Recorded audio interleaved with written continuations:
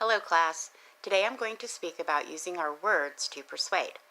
Our book defines persuasion as the process of moving people to think or act in a certain way. And much of the way we do this is through the language that we use.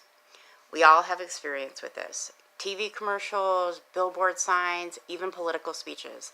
Those are all made to try to influence our behavior and our beliefs.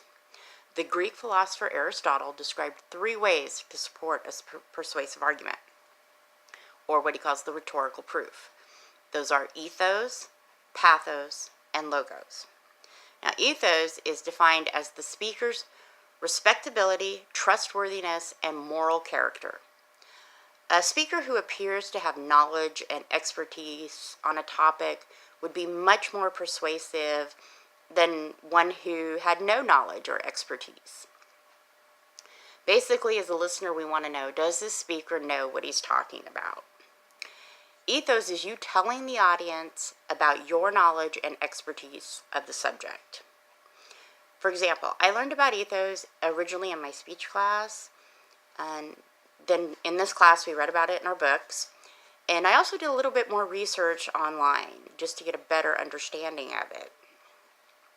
You can develop ethos by choosing language that is appropriate for the audience and the topic, and this includes choosing the proper level of vocabulary. You make yourself sound fair and unbiased. Introduce your expertise and accomplishments that have to do with the topic you're talking about, and use correct grammar and syntax. But remember, it is the audience that makes the judgment about ethos. Now, pathos is the listener's emotions. Emotions can be a significant persuasive tool. Arousing any emotion can be persuasive.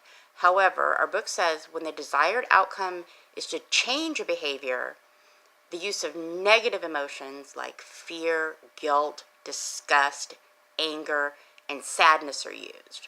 And when the goal is to change someone's opinion, some research has shown that positive emotions like joy and gratitude are more effective.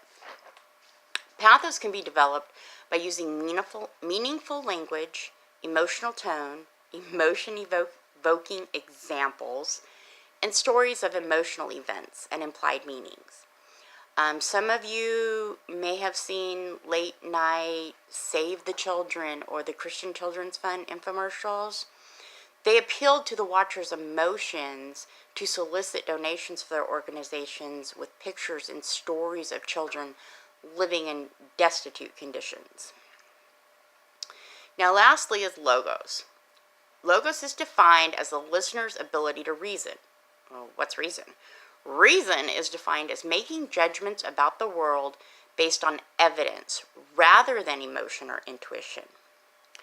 When we formulate logical arguments that support our position and provide specific information or evidence that supports those arguments, we're using logos.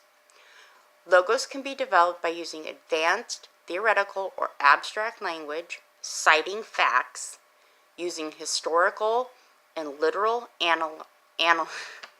analogies, and by constructing logical arguments. So the next time you want to persuade someone, you can use ethos and tell your audience about your knowledge and expertise on the subject, or use pathos and arouse their emotions. Or perhaps you can go with the more logical route and use logos. Whichever you choose, remember, much of our ability to persuade others comes from the language that we use.